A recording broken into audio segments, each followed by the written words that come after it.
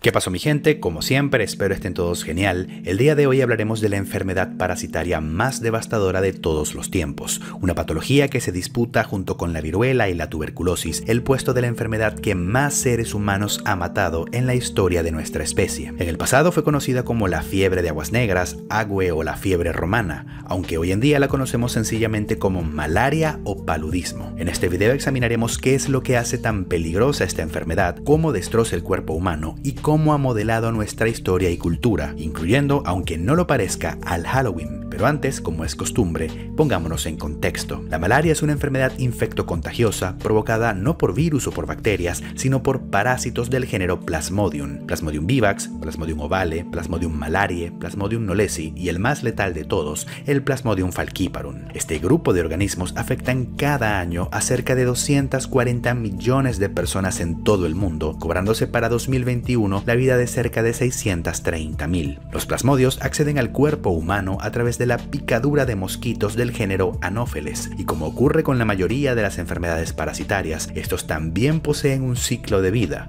es decir, van cambiando de forma y afectando a distintos tejidos a medida que se diseminan por el cuerpo. Al ingresar, los plasmodios se encuentran en la forma de esporozoitos, que pasan de la saliva del mosquito a nuestra sangre, por donde transitan hasta llegar al hígado, donde infectan a las células de este órgano, los hepatocitos. Al entrar en estas células, los esporozoitos se transforman en esquizontes, que reciben este nombre de la raíz griega esquizos, que significa dividir, porque efectivamente pueden dividirse miles de veces en el interior de los hepatocitos, formando hasta 30.000 copias del parásito llamadas merozoitos. Los merozoitos eventualmente destruyen a las células hepáticas, liberándose de regreso al torrente sanguíneo, para atacar esta vez a las células más numerosas de nuestro cuerpo, los eritrocitos o glóbulos rojos, células encargadas de transportar la hemoglobina, una proteína especializada en llevar oxígeno a nuestros tejidos y que además le da su color rojo a la sangre. Una vez que los merozoitos infectan a los glóbulos rojos,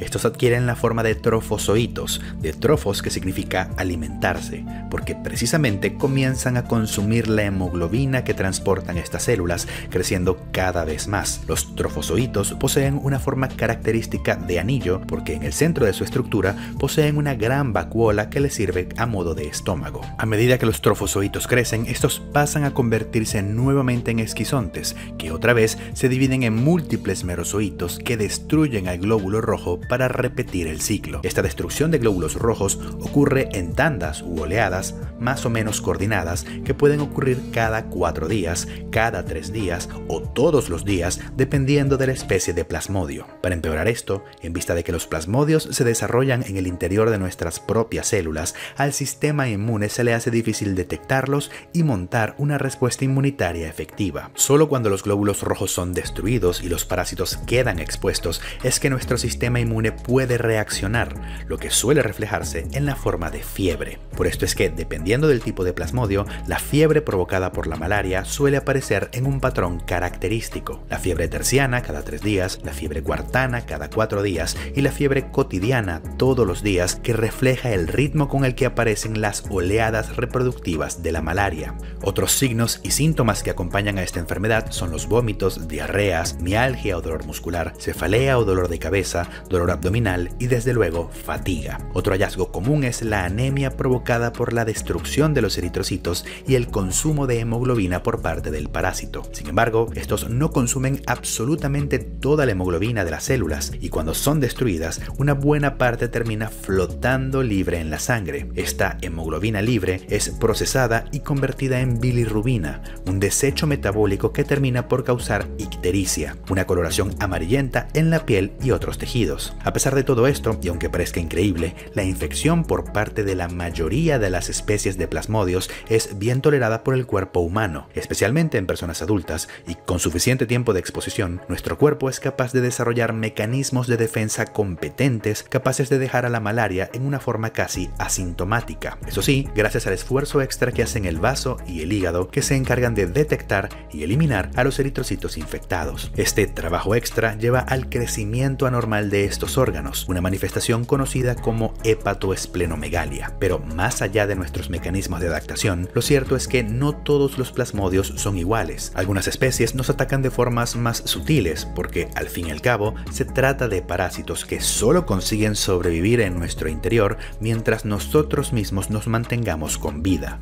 Así que a lo largo de su desarrollo como especie, la evolución ha seleccionado y favorecido a aquellos plasmodios menos agresivos con sus hospedadores. El mejor ejemplo de esto es el Plasmodium malariae, que provoca fiebre cada 4 días, ataca sobre todo eritrocitos viejos y además no se reproduce tan ávidamente. El Plasmodium malariae provoca una forma benigna de malaria, mientras que en el otro extremo tenemos al Plasmodium falciparum, una especie que surgió hace apenas 10.000 años, por lo que no ha coevolucionado con nosotros en la misma medida. En este sentido, esta especie de Plasmodium es mucho más letal y agresivo, siendo responsable de la mayoría de las muertes provocadas por la malaria. La diferencia principal entre el Plasmodium falciparum y los demás tipos de plasmodios es que este puede obligar a los eritrocitos a volverse pegajosos, adhiriéndose tanto a las paredes de los vasos sanguíneos como a otros eritrocitos sanos o enfermos. Y de esta manera, el Plasmodium falciparum evita pasar por el hígado y el vaso donde sería destruido. El problema con esto es que cuando los eritrocitos comienzan a adherirse a los vasos sanguíneos, el correcto flujo de sangre a lo largo de nuestro cuerpo puede verse afectado, por lo que los tejidos comienzan a sufrir de escasez de oxígeno y nutrientes, lo que eventualmente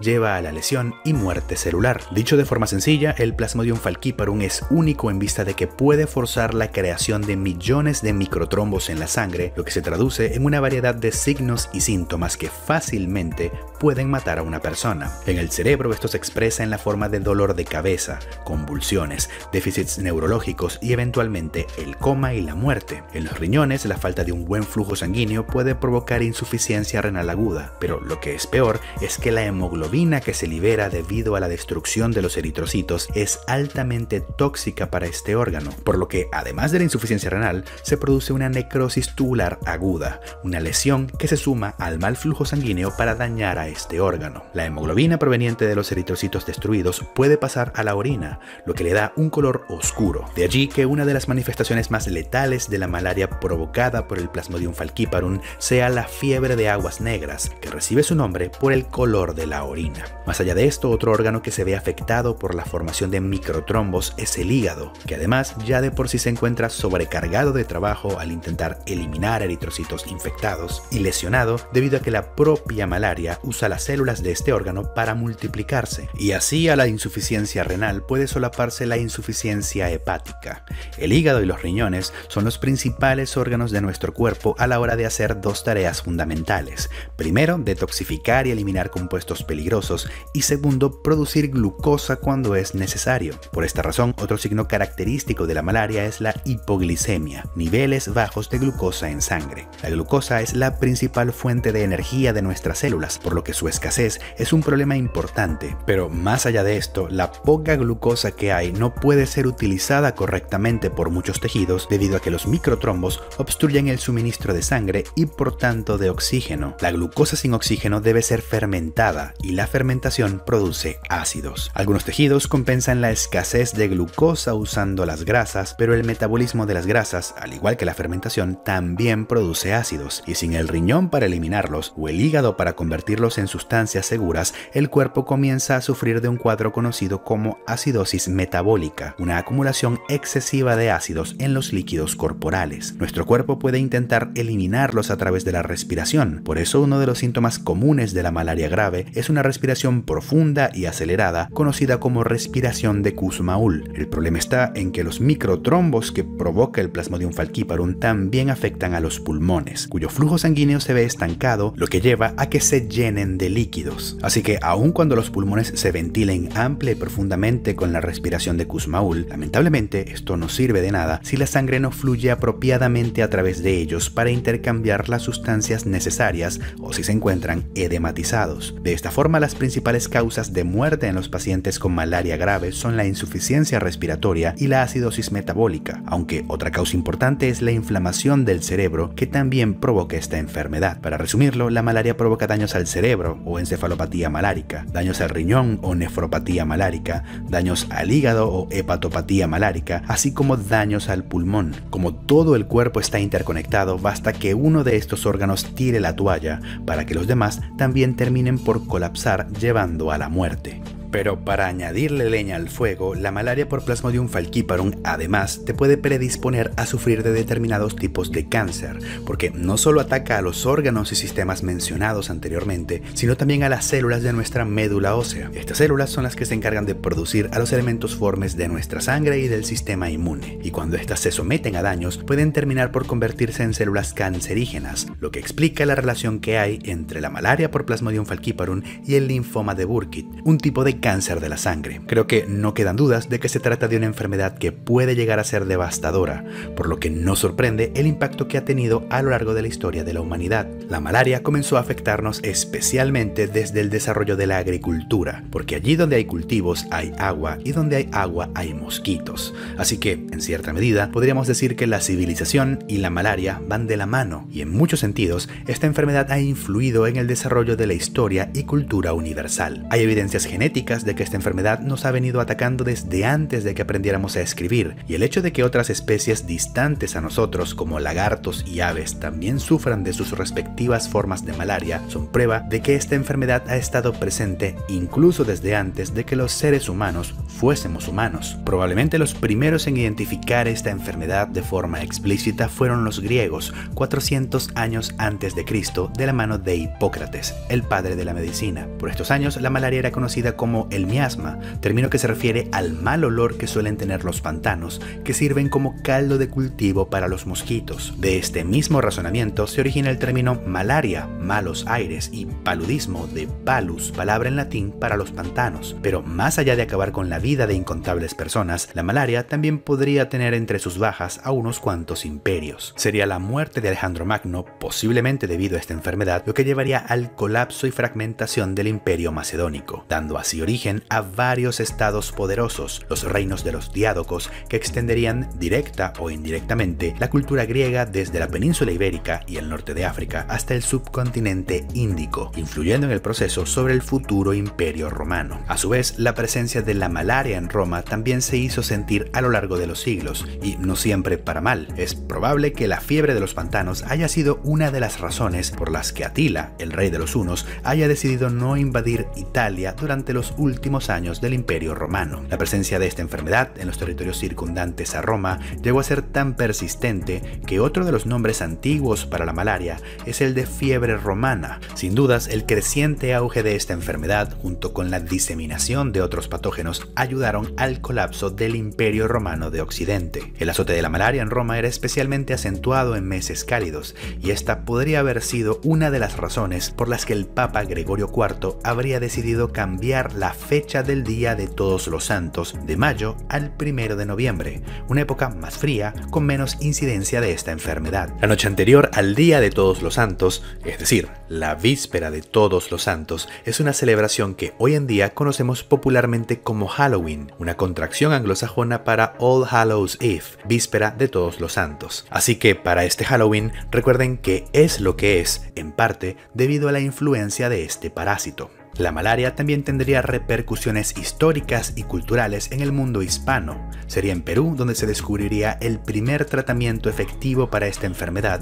en la corteza del árbol de cinchona, tratamiento que sería llevado al resto del mundo de mano de monjes jesuitas españoles en el siglo XVI, aunque paradójicamente sería precisamente en este marco de tiempo que Carlos I de España y V del Sacro Imperio Romano, uno de los monarcas más poderosos que ha existido nunca, fallecería debido a esta enfermedad. Pero volviendo al árbol de cinchona, el principio activo que se puede hallar en su corteza es la quinina, una sustancia amarga y desagradable al gusto. Para el siglo XIX, la quinina se preparaba en forma de agua tónica y se distribuía entre los soldados ingleses apostados en la India colonial para prevenir la malaria. En vista de que el sabor seguía sin ser muy agradable, estos comenzaron a agregar ginebra, azúcar y limón al agua tónica de quinina, dando así origen al gin tonic. Durante este mismo siglo, en 1880, Charles-Louis Alphonse Laveran descubriría que el origen de esta enfermedad estaba no en los aires malolientes de los pantanos, sino en un pequeño parásito capaz de infectar a los glóbulos rojos. Y 17 años después, Ronald Ross identificaría a los mosquitos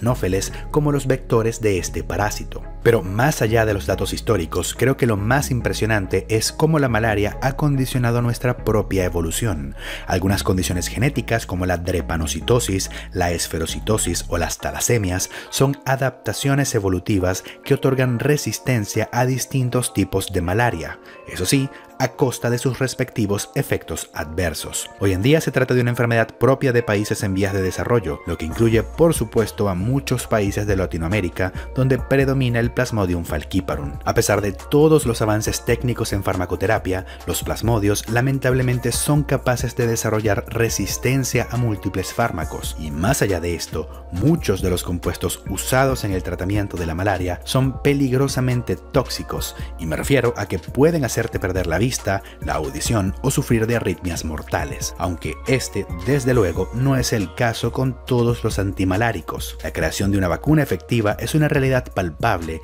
y podría ser una solución para la pesada carga económica que ejerce esta enfermedad en los países más vulnerables. Muchas veces tenemos la idea de que la presencia de esta clase de enfermedades en una población es una consecuencia de la pobreza, pero casi con certeza se podría decir lo contrario. La malaria y otras enfermedades infectocontagiosas son una de las causas más importantes de pérdidas económicas para los países con climas cálidos y húmedos, pero eso creo que es tema para otra ocasión. No puedo cerrar este video sin recordarles que la malaria en todos sus aspectos es un tema demasiado extenso para cubrirlo en un solo video, así que he tenido que hacer omisiones y simplificaciones para que el video sea más accesible. Aún así, espero que les haya gustado, y si ese es el caso, por favor considera compartirlo, dejar un me gusta y un comentario, o incluso apoyarme a través de Patreon o de la sección de miembros del canal. Muchas gracias a quienes ya lo hacen, yo me despido mi gente y nos vemos en el siguiente video.